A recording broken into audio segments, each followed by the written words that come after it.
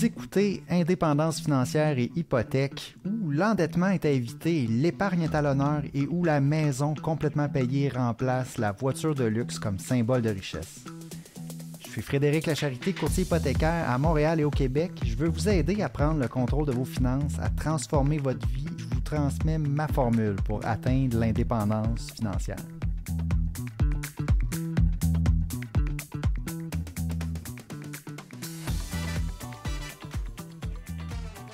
Aujourd'hui, j'ai un gros épisode. On va aller en détail dans les différents produits de marge hypothécaire offerts par les banques.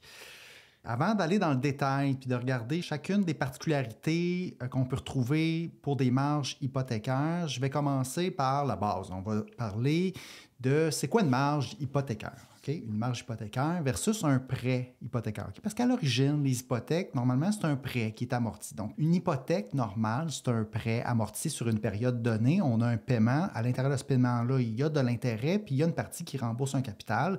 Et c'est pour ça qu'un prêt, on dit qu'il est amorti souvent sur 25 ou 30 ans. Puis, à faire ce même paiement-là pendant toute cette période-là, le prêt tombe à zéro à la fin. Okay? Donc, ça, c'est un prêt normal. Maintenant, une marge hypothécaire, vous êtes peut-être déjà familier, peut-être que non, c'est un autre type d'hypothèque. Souvent, ça peut être une hypothèque hybride, ça veut dire que tu peux avoir prêt et marge hypothécaire, ou tu pourrais avoir seulement marge hypothécaire. C'est toujours un prêt qui est garanti par ta propriété, donc ça ne change rien. Par contre, la marge hypothécaire fonctionne un peu plus comme une marge de crédit personnel, c'est-à-dire que c'est un prêt qui est ouvert. Premièrement, il n'y a pas de restriction.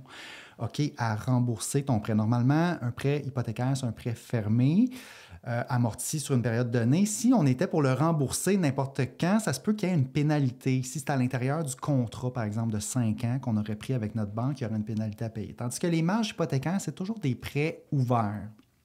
À tout moment, on peut rembourser la balance sans pénalité. On peut aussi aller réemprunter sur notre marge hypothécaire. Okay? On peut le remprunter, on peut le rembourser comme on veut. C'est ça, une marge hypothécaire. Et normalement, c'est que les intérêts qui sont exigibles à chaque mois. Okay? On n'est pas obligé de faire le remboursement, contrairement à un prêt qui est amorti. Bien, automatiquement, là, étant donné qu'il est amorti, il faut qu'il y ait une partie du prêt qui se rembourse obligatoirement à chaque mois, à chaque période. Tandis qu'une marge hypothécaire, normalement, on pourrait techniquement garder le même solde si on continue de payer les intérêts seulement. Donc, la majorité des banques, c'est intérêt minimalement qu'on doit payer sur la marge. Autrement, on peut laisser le solde au même niveau tant qu'on veut. Aussi, pour une marge hypothécaire, on va parler souvent plus d'un taux variable. Okay? C'est plus rare, là, les marges hypothécaires à taux fixe. Ça va souvent être taux préférentiel. On va voir tantôt, là, c'est quoi le taux standard. Bien, je vais vous le dire tout de suite. En ce moment, là, le taux standard pour les marges hypothécaires partout, là, c'est autour de taux préférentiel plus 0,5 %. Je vais en reparler tantôt. Puis ensuite, bien, par rapport à la valeur de la propriété, normalement, un prêt hypothécaire, on peut peut-être aller jusqu'à 95 % de la valeur si c'est en assuré, jusqu'à 80 % si c'est un prêt conventionnel. On peut aller jusqu'à 80 % de la valeur de la propriété. Mais en marge hypothécaire, c'est plus restreint. On va normalement maximum jusqu'à 65 % de la valeur de la propriété en marge hypothécaire. Ça, c'est les réglementations canadiennes, les lois sur les banques. Donc, pour les prêts hypothécaires, on est restreint de ce côté. Donc, c'est maximum, normalement, 65 % de la valeur de la propriété qu'on va avoir accès en marge hypothécaire. Donc, ça, c'est pour la base de c'est quoi une marge hypothécaire. Moi, personnellement, j'aime beaucoup les marges hypothécaires. J'en ai utilisé depuis 2018. Moi, en fait, je suis qu'en marge hypothécaire avec ma propriété. Bien, depuis 2020, ma propriété est complètement payée, mais j'ai toujours gardé une marge hypothécaire. Puis là, je vais vous expliquer qu'est-ce que je fais avec ça. Les prêts amortis avec restriction, moi, ce que j'aime beaucoup d'avoir une marge hypothécaire, c'est justement la flexibilité. C'est que je suis prêt pour une opportunité d'investissement si j'ai ma marge, j'ai ma limite qui est quand même assez élevée, s'il y a une opportunité d'investissement, ben, on est prêt, on n'a pas besoin à faire une demande, on n'a pas besoin de... L'argent est accessible, elle est là, elle est sur la marge. Donc, moi, c'est ce que j'aime de la marge hypothécaire, la flexibilité qu'on peut rembourser, réemprunter quand on veut, puis on n'a pas besoin de faire des demandes autres que si on doit augmenter la limite, par exemple, ou si on doit déménager, changer de propriété, bien là, évidemment, on n'a pas le choix de passer par la banque, passer par un processus d'approbation de financement. Mais sinon, la marge hypothécaire sur notre propriété nous donne un bel accès à du financement, nous donne de la flexibilité pour nos investissements, etc. Donc, moi, je l'utilise là, depuis longtemps. Qu'est-ce qu'on ne devrait pas faire avec une marge hypothécaire? C'est l'utiliser pour nos dépenses, pour notre consommation, pour acheter une voiture, pour des voyages, tout ce qui est quelque chose qu'on s'achète pour nous, qui n'est pas de l'investissement, qui n'est pas un actif qui va gagner en valeur. On ne va pas utiliser la marge hypothécaire pour faire ça. Il y a beaucoup, beaucoup de gens qui le font, mais évidemment, moi ici, c'est pas de ça que je parle. Quelqu'un même qui aurait un risque ou est-ce qu'il irait utiliser sa marge hypothécaire pour justement ses dépenses, je dirais que c'est pas une bonne idée d'avoir une marge hypothécaire à ce moment-là. OK? Ça, c'est quelque chose qu'on va éviter de faire parce que l'idée du podcast Indépendance financière et hypothèque, c'est qu'on veut accumuler un patrimoine, on veut s'enrichir, on veut se protéger des inégalités. Si on commence à utiliser notre marge hypothécaire pour des dépenses, ça ne fonctionne pas. On ne va pas dans le bon sens. Donc, c'est pour ça que moi, ici, on va se concentrer sur ce qu'on peut faire, oui, avec une marge hypothécaire d'intéressant, c'est-à-dire l'investissement. OK? Donc, ce qu'on peut faire, en gros, c'est, le laisser à zéro, laisser notre marge à zéro sans solde, donc ne pas l'utiliser, mais qu'elle est là, elle est prête pour une opportunité qui viendrait se présenter, peut-être une opportunité en immobilier, ou en tout cas, on peut agir rapidement. Parfois, ça peut faire la différence. Un prêt, donc, on peut utiliser notre marge hypothécaire pour un prêt investissement. Par exemple, moi, je l'ai utilisé justement pour acheter des actions dans l'entreprise où je travaillais, où j'étais salarié. C'était une opportunité qui est arrivée.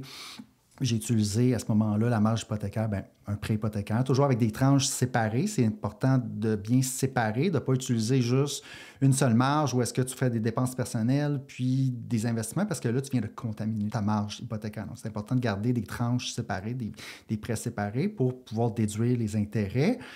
Donc, qu'est-ce qu'on peut faire? On peut justement acheter des actions dans une entreprise comme j'ai fait. On peut, temporairairement, par exemple, ce que j'ai fait, ça, c'est vraiment cette année, en fait, c'est que nous, on a déménagé, on a acheté une nouvelle maison, puis on n'avait pas tout à fait, on n'avait pas vendu, en fait, notre condo. On a acheté avant de vendre notre condo. Donc, on s'est retrouvé pendant une période de temps avec 2 propriétés. Bon, moi, mon hypothèque est payée à 100%. Je dis tout le temps, ma maison est payée, j'ai pas d'hypothèque, mais j'ai pas le cash nécessaire pour avoir 2 propriétés sans hypothèque. Donc là, temporairement, ce que j'ai fait, c'est que j'ai utilisé ma marge hypothécaire pour justement acheter la maison. Puis là, quand mon condo va se vendre, tout va se rembourser. Donc, c'est pour des financements temporaires comme ça. Bon, quand on achète, vend comme ça une propriété comme résidence principale, ici, là, l'intérêt sur ma marge pendant cette courte période-là, elle n'est pas déductible d'impôt. Mais c'est une autre, je fais des exemples d'utilisation de marge hypothécaire. Donc, je vous explique un peu comment moi, je peux l'utiliser. Ensuite, bien évidemment, manœuvre Smith, mise à part de l'argent. OK? J'en ai parlé dans d'autres podcasts. Je ne vais pas aller en détail. Ce n'est pas un épisode sur la mise à part de l'argent et la manœuvre Smith. On parle vraiment de marge hypothécaire. On va regarder dans les différentes banques les nuances entre les différents types de marge hypothécaire qu'on retrouve dans les différentes banques. Je terminerai ici l'explication de base sur les marges hypothécaires en disant que c'est important d'avoir une discipline. Quelqu'un qui n'est pas discipliné dans ses finances, il n'y a pas beaucoup de marge de manœuvre, puis qui est prône à aller emprunter pour sa consommation, c'est pas une bonne idée là, d'aller vers une marge hypothécaire. On va plutôt aller vers un prêt hypothécaire. Puis peut-être c'est mieux lorsqu'on commence, lorsqu'on n'a pas beaucoup d'expérience, lorsqu'on n'a pas beaucoup d'argent. En réalité, si on n'est pas très riche, si on n'a pas commencé à épargner, si on n'a pas beaucoup d'investissement, peut-être que commencer avec une marge hypothécaire, ce n'est pas la meilleure idée. De toute façon, ça ne sera peut-être même pas possible parce que ça devient accessible une fois qu'on accumule une certaine équité sur notre propriété, etc. Donc, je dirais que la discipline, lorsqu'on l'a, ça devient intéressant, les marges hypothécaires. Moi, c'est pour ça que je vais en parler aujourd'hui. Je pense qu'il y a beaucoup d'auditeurs qui écoutent le podcast, que ça peut intéresser des gens qui ont déjà leur propriété, qui sont déjà en train d'investir, qui sont en train d'accumuler leur patrimoine. Donc, je pense que l'épisode d'aujourd'hui, ça va intéresser ces gens-là. OK, donc, j'y vais dans les différentes politiques. On va commencer par les frais bancaires pour l'utilisation de la marge de crédit. OK? La majorité des banques n'ont pas de frais pour nécessairement avoir une marge hypothécaire. OK? Mais certaines banques en ont. OK? Donc là, je vais commencer par vous lister les différentes banques que j'ai. Là. Ici, j'ai Scotia, TD, Banque nationale, MCAP, c'est un prêteur virtuel, Desjardins Québec, Desjardins Ontario. OK? Je vais peut-être faire la nuance parfois entre les deux. B2B, okay, qui est affilié à Banque Laurentienne, donc B2B, CMLS, un autre prêteur virtuel, BMO, RBC, CIBC. OK, ça, c'est les différentes banques que j'ai ici. Donc, je vais pouvoir parler sur là. Si c'est une autre banque, prenez pour acquis là, que ce n'est pas dans les informations que j'ai aujourd'hui sur le podcast.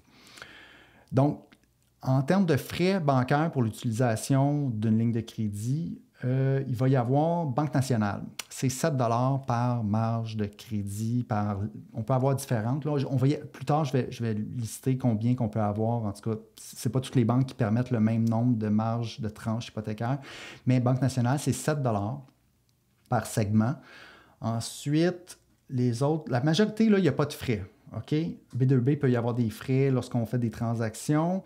Puis, Manuvie, on va parler de la Manuvie 1. Il y a un frais de 17 par mois qui est globalement pour la Manuvie 1. Puis ça, présentement, par exemple, il y a une promotion. Les 3 premières années, on peut avoir pas de frais pour la Manuvie 1. Manuvie 1, en passant, elle est souvent à part. OK? Elle est en premier dans mon tableau. Là.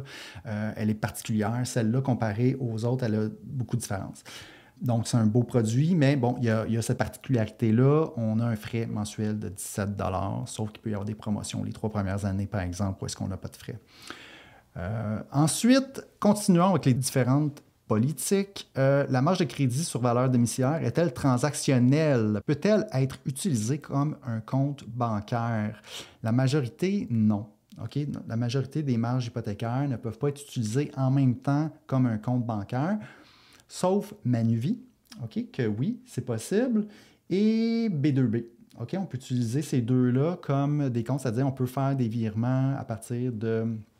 puis faire des achats finalement, où on peut utiliser ces deux-là comme transactionnels. Donc, les deux sont considérés transactionnels. Les types de prêteurs, chacune des banques, je les ai listés au début. Ici, là, c'est que c'est toutes des banques majeures, sauf MCAP et CMLS. Okay, les autres banques là, que j'ai ici, c'est des banques vraiment complètes, des banques majeures. Puis, sauf Desjardins, évidemment, c'est une coopérative de crédit.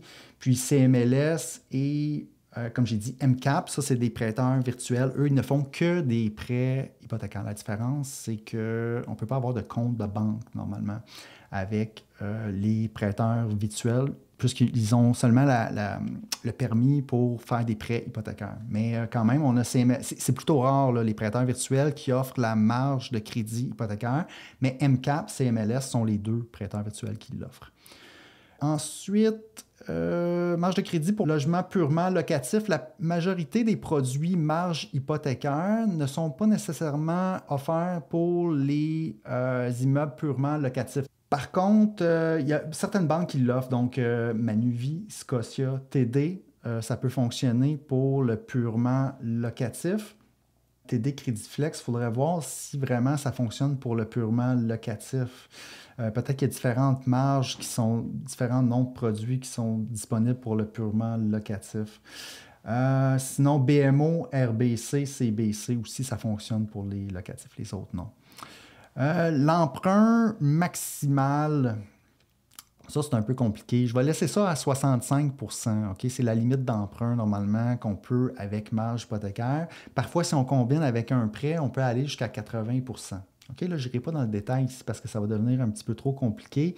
Je pourrais dire par contre, Desjardins, récemment, maintenant, la marge de crédit, elle n'est pas débloquée tant que le financement total n'est pas sous le 65 %. Donc ça, c'est un gros problème avec Desjardins présentement, de la façon qu'ils ont appliqué la réglementation. C'est très restrictif, malheureusement. Ensuite, mais la majorité, donc, la marge peut être jusqu'à 65 % de la valeur de la propriété. Puis si on combine avec un prêt, on peut aller jusqu'à 80 % en financement total. Les codes de crédit aussi, ça aussi, je vais passer parce que je me rends compte, ceux qui écoutent le podcast, d'habitude, ont des très, très belles codes de crédit. OK? Fait que ce ne sera pas un problème, normalement, pour les personnes qui écoutent le podcast. Si vous avez au-dessus de 680, là, si vous avez... Normalement, les gens qui m'appellent, ils ont tous au-dessus de 700 de codes de crédit, là. Il n'y a aucun problème. On n'a même pas besoin de s'intéresser là, à notre code de crédit.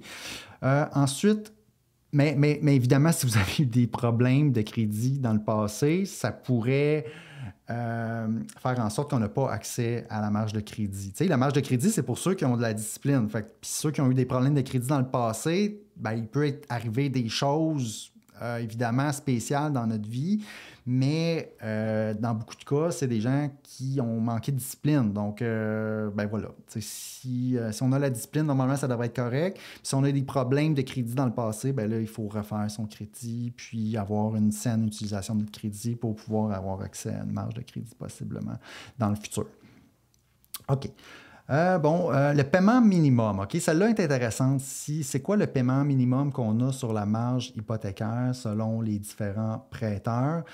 Eh bien, il y a la Manuvie 1, Manuvie qui est différente de tous les autres dans le sens que l'intérêt est capitalisable, c'est-à-dire qu'on n'a pas de besoin, il n'y a pas de paiement minimum. Tant qu'on a l'espace sur notre limite, l'intérêt peut être réemprunté automatiquement sur notre marge de crédit. Donc, il n'y aurait pas de paiement minimum à chaque mois. OK? Ça, c'est important.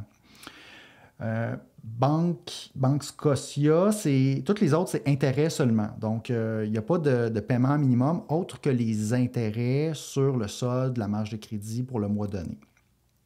OK?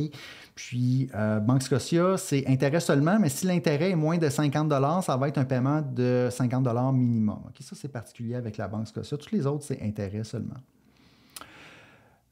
Ensuite, les types de propriétés, ben, on est dans le financement résidentiel, là, OK? Fait que c'est de 1 à 4 unités, donc condo, maison, puis duplex, triplex, quadruplex.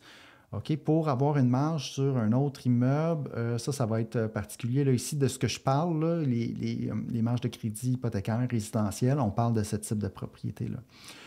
OK? Puis, la majorité des banques donc, vont offrir aussi un compte bancaire. Puis, les prêteurs virtuels n'offriront pas le compte bancaire. Les intérêts peuvent-ils être capitalisés automatiquement? Bien, ça, il n'y a que Manuvie qui permet de capitaliser automatiquement les intérêts.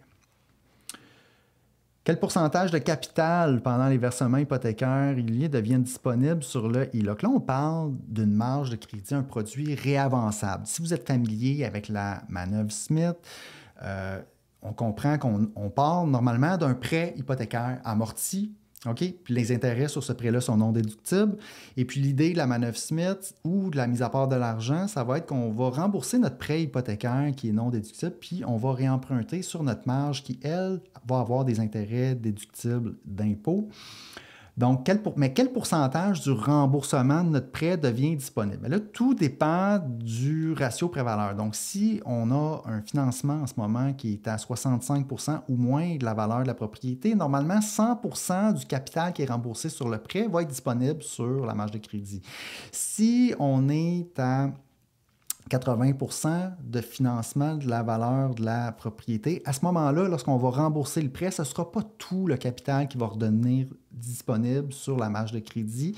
C'est dû à la réglementation qui limite à 65 % de l'utilisation de la marge. Donc là, je n'irai pas dans les détails encore une fois ici, ça serait trop compliqué, mais les banques vont traiter cela différemment. Avec Manuvie, c'est bien fait, eux, parce qu'ils isolent la portion qui est réavançable versus non réavançable. OK? Je vais juste dire ça.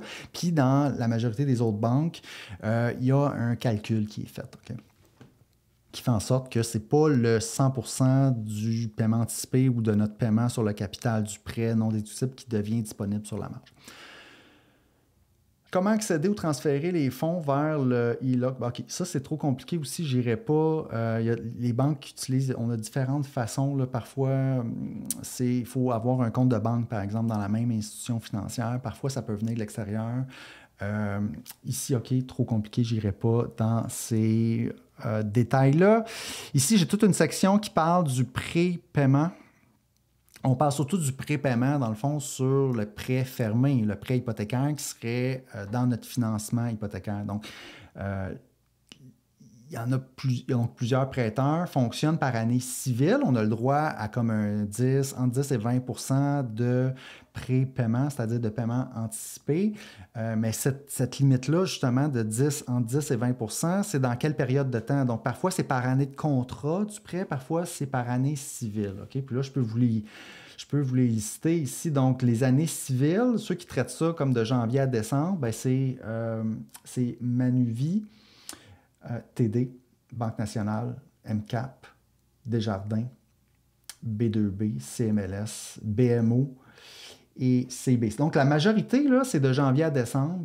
OK? Puis, il y a seulement certaines banques que c'est par date de contrat de prêt hypothécaire. Donc, ça va être RBC. Ça va être, je pense, MCAP et Banque Scotia. Banque Scotia, ça va être aussi basé sur l'anniversaire de la date du contrat. OK? Un autre détail, lors du remboursement anticipé forfaitaire des composants, la succursale permet-elle aux clients de réduire ses versements hypothécaires? Oui, ça, c'est important parce que, tu sais, si on fait un remboursement anticipé sur notre prêt, mais là, on se dit, peut-être que je peux diminuer. Admettons que mon prêt, c'est 300 000, puis le paiement a été calculé sur un amortissement, par exemple, de 25 ans sur un prêt de 300 000. Mais si moi, je décide de faire un remboursement de 50 000 ou de 100 000 sur mon prêt, bien, mon prêt devient 200 000. Donc, normalement, si je veux continuer à étaler mes paiements sur la même période, je devrais être capable de diminuer le paiement. OK, la majorité des banques vont le permettre, mais il y a certaines banques qui ne permettront pas d'ajuster le paiement. Donc, Manuvie ne permet pas. OK? Banque nationale, MCAP ne permet pas de diminuer les paiements. Il y en a que ça va être au cas par cas. Ce n'est pas automatique. OK? Dans la majorité des cas, ce n'est pas automatique. OK? Je vous le dis. CMLS ne permet pas. RBC, donc CBC, oui. Les autres, c'est oui, mais c'est tout le temps conditionnel à il faut faire la demande, puis ils vont décider. OK? Donc ça, il faut faire attention. Oui, normalement, ça devrait être possible, mais il y a certaines que c'est catégorique non, qu'on ne peut pas. Donc, celle que je viens de vous dire. Puis, donc ça, c'est un point important. Ça se peut que jusqu'à la fin de notre terme, on doive faire quand même le gros paiement qu'on avait déterminé dès le début de notre terme. Voilà. C'est sûr, un prêt hypothécaire, OK, amorti, on va avoir un meilleur taux, mais ça vient avec des restrictions. On ne pourra pas rembourser comme on veut. Puis si on rembourse, on ne pourra peut-être pas diminuer le paiement comme on veut. C'est pour ça que la marge hypothécaire, dès qu'on commence à avoir les moyens de supporter justement un taux d'intérêt un petit peu plus haut, ça peut valoir la peine. Ça nous donne plus de flexibilité. C'est pour ça que j'en parle ici. Sur l'épisode. Montant de l'augmentation du paiement annuel. OK, donc dans l'autre sens, est-ce que c'est possible d'augmenter notre paiement sur le prêt hypothécaire normal? Avec Manuvie 1, ce n'est pas possible. Donc, eux, ils ne permettent pas de diminuer le paiement, ils ne permettent pas de l'augmenter non plus. OK? Tandis que les autres banques vont permettre d'un fois jusqu'à 15-20 ou doubler jusqu'à doubler le montant du paiement. MCAP, c'est 20 Desjardins, on peut jusqu'à doubler. B2B 15 CMLS 20 BMO 20 RBC doublé, puis CBC 100 donc doublé. Voilà. Ensuite, pénalité sur la portion fixe basée sur le taux contractuel. OK, ça, c'est un détail technique. Ici, je vous dirais là, que la façon de calculer les remboursements anticipés sur un prêt hypothécaire normal, là, on n'est plus vraiment on ne parle pas vraiment juste de marge hypothécaire, là, on parle du prêt fermé qui est associé à notre marge hypothécaire lorsqu'on fait un remboursement anticipé. Comment calculer la pénalité? Bien, les prêteurs virtuels, OK, ont des calculs plus avantageux parce qu'on va utiliser le taux au contrat au lieu d'utiliser le taux affiché. OK, là, encore là, je ne vais pas dans les détails, mais prenez pour acquis que c'est un peu plus avantageux. La pénalité va être moins haute lorsqu'on prend le taux au contrat. OK? Puis avec MCAP et avec Manuvie, OK, on parle du taux au contrat, tandis qu'avec tous les autres prêteurs, on parle du taux affiché. Donc, la pénalité sur le taux fixe va être plus coûteuse avec les autres prêteurs. Donc, ici, avantage MCAP et Manuvie. Paiement anticipé forfaitaire annuel, est-ce automatique ou une demande spéciale? Si je pourrais juste dire les pourcentages, OK? C'est quoi le montant qu'on peut rembourser de notre prêt initial annuellement? Donc, avec Manuvie, c'est 20 OK? Avec Scotia, c'est entre 15 et 20 ça dépend. Là. Des privilèges de remboursement anticipé de 15 sont accordés pour les composantes hypothécaires. Vous devez spécifier, demander 20. On peut le demander à 20 mais il faut le demander avant que le prêt, donc à l'origine, il faut le demander. Puis évidemment, là, je vous dis ça, là, moi, tout, je vous rapporte de l'information, là, allez vérifier, là, s'il vous plaît, là, OK? Évidemment, moi, je vous donne des informations un peu comme ça que j'ai en ce moment, OK, dans un tableau. Mais évidemment, ça change régulièrement. Il faut toujours confirmer avec sa banque. Prenez pas des grandes décisions basées sur ce que je vous dis en ce moment. Allez toujours vérifier. OK? Pour moi, c'est pour stimuler vos connaissances en hypothèque que je vous rapporte tout ça aujourd'hui pour vous donner des idées. Mais évidemment, allez vérifier là, avec votre prêteur, OK? Toutes les informations que je vous donne. Donc là, ici, on parlait, c'est quoi le pourcentage du prêt initial qu'on peut rembourser de façon anticipée annuelle, c'est donc Scotia, j'ai dit entre 15 et 20 20 il faut faire la demande. TD, 15 Banque nationale, 10 Ici, Banque nationale, je trouve ça un peu dommage. Eux, ils ne permettent pas beaucoup de remboursement anticipé. C'est peut-être, ils ont beaucoup d'avantages, Banque nationale, mais de ce côté-là, je le trouve dommage. Plus ils ont le 7 aussi sur la marge hypothécaire, par marge hypothécaire qu'il faut payer, qui est dommage aussi. Mais bon, tout le monde a des avantages et des désavantages. MCAP, 20 Desjardins, 15 B2B, 15 CMLS, 20 BMO, RBC, BMO, 20 RBC, 10 et ne peut être effectué qu'une seule fois sur une période de 12 mois. Ça, c'est important. RBC, tu as juste droit à one shot et 10 maximum. Donc, achale-les pas après ça pour à chaque mois essayer de rembourser de façon anticipée. Ils vont te le permettre juste une fois, puis c'est maximum 10 donc ça, c'est une mauvaise note ici là, pour RBC. Puis CIBC, si tu es à taux fixe, c'est 10 et à taux variable, 20 OK. Ensuite, OK, qualification, je passe par-dessus ça. OK, c'est des détails vraiment que votre courtier hypothécaire va connaître. Le taux... OK, le taux standard là, pour la marge hypothécaire, je l'ai dit au début, c'est taux préférentiel plus 0,5 Là, on est le 28 octobre aujourd'hui. Probablement qu'il va y avoir une baisse là, demain, mercredi le 29 octobre. Mais en ce moment, le taux préférentiel dans les banques, c'est 4,70. Donc, une marge hypothécaire, ça va être taux préférentiel plus 0,5. OK? D'un fois moins, d'un fois plus. D'un fois, ça peut être taux préférentiel plus 1. Des fois, ça peut être taux préférentiel plus 0. Moi, pendant longtemps, j'avais une marge hypothécaire, ma marge hypothécaire que j'ai encore en ce moment, là, mais que mon condo est en train de se vendre, c'est taux préférentiel plus 0. Mais ça, je n'y ai pas accès. Là, ma nouvelle maison, j'ai une nouvelle marge à tout, puis je n'avais pas accès à ce bon taux-là. Ça dépend du marché. OK? En ce moment, le marché, c'est autour de taux préférentiel plus 0,5. Il y a des endroits où est-ce qu'on va avoir un peu moins, qu'on va avoir un rabais, ça va être taux préférentiel plus 0,20, dépendamment du montant du prêt aussi. En tout cas, il y a tout plein de facteurs qui viennent jouer avec ça. OK, mais dites-vous, ce que ça coûte normalement, c'est taux préférentiel plus 0,5. C'est le standard. Puis ça ne change pas tant que ça, mais ça peut évoluer selon le marché aussi. Donc ça, c'était pour les taux des marges hypothécaires. Puis ça se ressemble là, dans la majorité. Je n'irai pas en détail là, sur chacune des banques. Là, ça se ressemble beaucoup. Les marges de crédit peuvent-elles être divisées en plusieurs composantes? OK, oui, ça, c'est important. Ça, c'est le fun. OK, ça, c'est important. C'est pas tous les produits marge hypothécaire où est-ce qu'on peut avoir différentes tranches. OK? Puis quand on va faire manœuvre Smith, mise à part de l'argent, les stratégies hypothécaires fiscales, on va vouloir que ça se découpe minimalement avec ce qu'on a de besoin. Si on veut être capable de malheureusement, peut-être faire un emprunt pour des dettes personnelles, puis pouvoir isoler justement ce qu'on emprunte pour nos investissements, bien là, on n'aura pas le choix. Si c'est un produit à marge hypothécaire qui permet une seule marge, on ne pourra pas découper ça, ça va être contaminé, ça va nous restreindre dans ce qu'on peut faire. Donc, allons-y, OK? Manuvie, on peut avoir jusqu'à 15 sous-compte de suivi. Donc, on peut facilement isoler donc, les différentes utilisations qu'on fait de notre marge de crédit hypothécaire Manuvie. Donc, jusqu'à 15 sous-comptes. Et puis là, est-ce qu'on peut avoir plusieurs composantes de notre prêt hypothécaire, oui, on peut avoir jusqu'à 5 prêts hypothécaires à taux fixe, OK, qui accompagne, qui n'est pas en marge. Donc, ça, c'est pour Manuvie. Ensuite, avec la Manuvie 1, Banque Scotia, on peut avoir jusqu'à 3 composantes de ligne de crédit, dont une réavançable seulement. OK?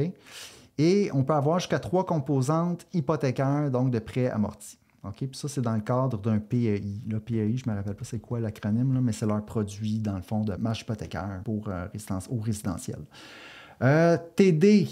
OK, TD, on peut avoir une seule marge, une seule composante en marge, mais on peut avoir 40 prêts hypothécaires. Okay? C'est un peu débalancé. Là. J'aurais aimé ça, moi, qu'on ait plus de tranches. Moi, je préfère, OK, je vous le dis, je préfère les prêteurs où est-ce qu'on peut avoir plusieurs tranches de marge hypothécaire. Parce que là, on peut bien isoler, puis c'est plus facile ensuite de faire le suivi de nos investissements. Parce qu'un investissement, ça a un début, une fin. Si on a plusieurs investissements, ça va nous prendre plusieurs comptes de suivi. Parce que le fisc, après ça, pour être capable de déduire les intérêts, il faut qu'on puisse faire la trace. Donc, ça, c'est important. Ça prend un prêteur qui peut avoir plusieurs composantes. Banque nationale, on peut aller jusqu'à 99 composantes, donc il n'y a pas de problème de ce côté-là. Puis du côté du prêt, lui, on peut avoir 3 à taux fixe, 3 à taux variable. Mais jusqu'à 99 composantes. Je ne sais pas là, si vous connaissez des gens qui se rendent au-delà de 10 là, composantes en marge hypothécaire. Mais en tout cas, ici, là, sky's the limit, comme on dit. Ensuite, MCAP. MCAP, c'est une seule composante de marge hypothécaire. Okay? Donc, celle-là ici, un petit peu restrictif. Est-ce que c'est possible d'avoir plusieurs composantes hypothécaires? Non. Donc, un seul prêt, une seule marge avec MCAP. Un prêteur virtuel, là, c'est normal, là, leurs produits sont plus limités. Là. Desjardins, on a une seule marge à tout sur notre prêt, puis on peut avoir jusqu'à 8 prêts liés.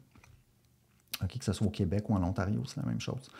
Ensuite, B2B, on peut avoir jusqu'à 3 tranches hypothécaires en marge hypothécaire, donc 3 composants marge hypothécaire différentes. Donc ça, c'est bien quand même. 3, il y a de quoi faire avec ça. Est-il possible d'avoir plusieurs? Ensuite, on peut avoir 3 prêts hypothécaires, donc 6 composants en tout. Donc 3 en marge, 3 en prêt. CMLS, prêteur virtuel, encore là, ici, c'est 1-1. Donc on a le droit à une seule marge, un seul prêt. That's it. BMO, c'est 15 combinés. OK? On peut avoir 15 combinés marge et prêt. OK? Donc là, ben ça, c'est bien. 15, ça devrait être amplement suffisant pour nos besoins là, au résidentiel. Si on a besoin de plus, en tout cas, il faudrait que je vois la situation. Là. Mais ça devient très, très compliqué de faire nos impôts là, si on a besoin d'encore plus de composants hypothécaires. Donc, 15, ça, je trouve ça bien. BMO. Ensuite, RBC, c'est 5 composants de marge de crédit et 5 composants prêts hypothécaires. Donc, ça, c'est 5-5. Un peu plus restrictif, mais quand même, ça donne des possibilités. Et CBC, c'est une seule marge et un seul prêt.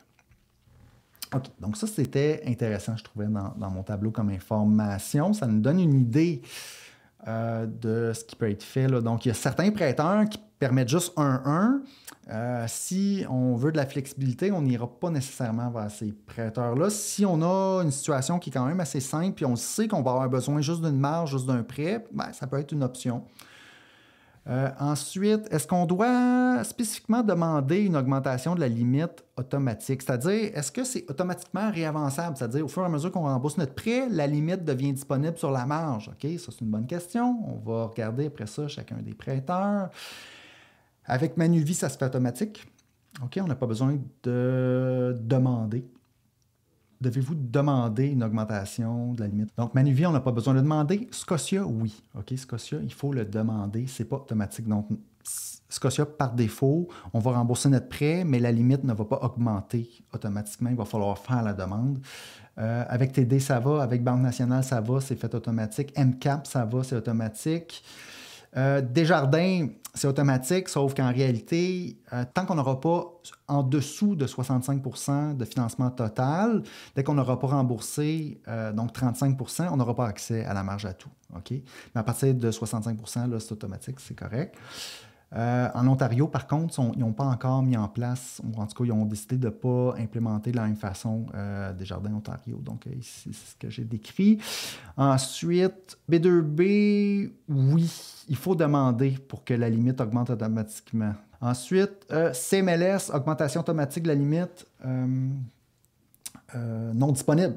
Ah ben, elle n'est pas réavançable, ça veut dire CMLS, la marge de crédit, l'hypothèque n'est pas réavançable. Donc là, si on a une stratégie qu'on veut rembourser puis remprunter, sur la marge, ça ne marche pas. Fait que la limite qu'on a au départ, c'est ça. Donc la limite de la marge de crédit ne va pas augmenter au fur et à mesure qu'on rembourse le prêt.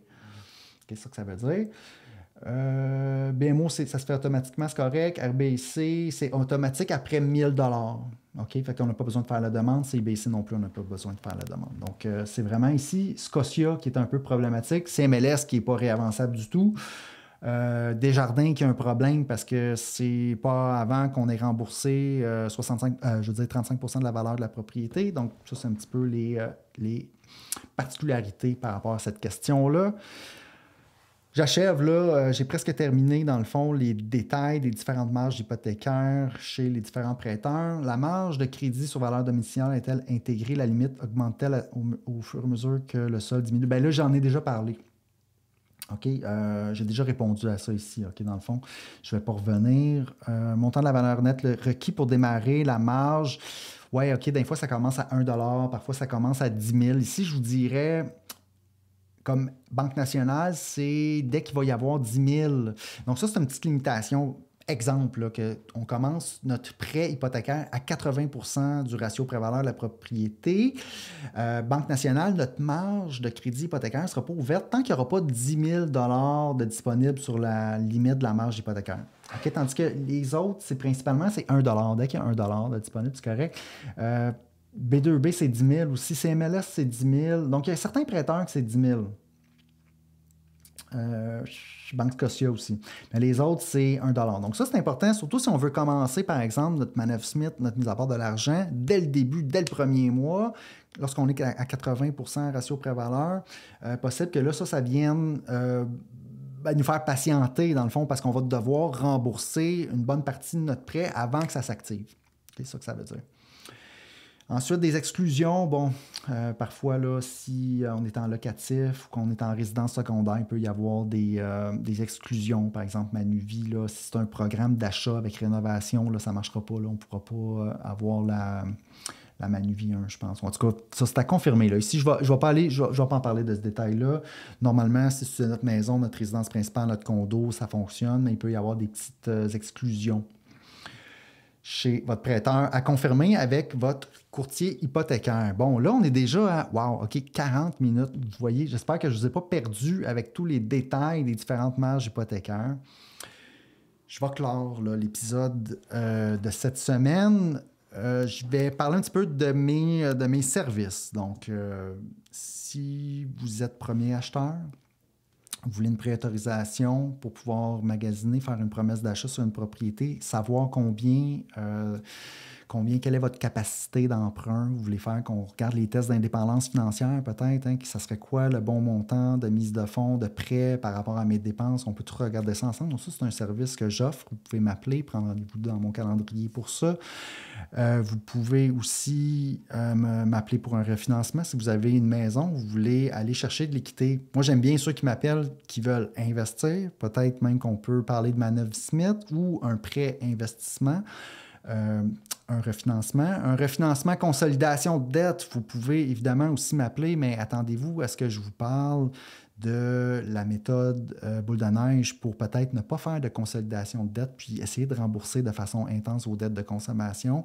Mais évidemment, des refinancements, consolidation de dette, oui, je vais le faire là, si vous insistez. Puis moi, je suis là pour ça, si ça l'aide votre situation financière.